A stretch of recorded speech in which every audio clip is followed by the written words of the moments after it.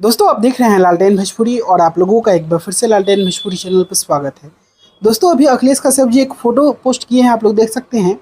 अभी खेसारी लाल पहुंचे थे अखिलेश कश्यप जी के घर पे, यानी कि बक्सर, और वहीं से अखिलेश कश्यप जी इस फोटो को पोस्ट किए हैं। आप लोगों को बता दें कि कल 26 तारीख है और कल से खेसारी लाल के बोलबम के वीडियो का शूटिंग शुरू होने वाला है और हो सकता है कि पटना में ही शुभारंभ हो, क्योंकि खेसारी लाल आजमगढ़ से वापस यहाँ पे आ रहे हैं, तभी बक्सर में रुके होंगे।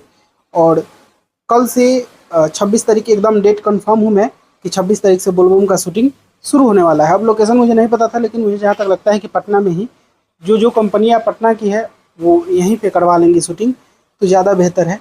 वैसे फिल्म की भी शूटिंग चल रही है और साथ में इधर समय निकल कर बोलबम का भी शूटिंग होगा। तो यही अपडेट है। बाकी दोस्त इसके बारे में आप लोग क्या कहना चाहते हैं कमेंट बॉक्स में बताइएगा।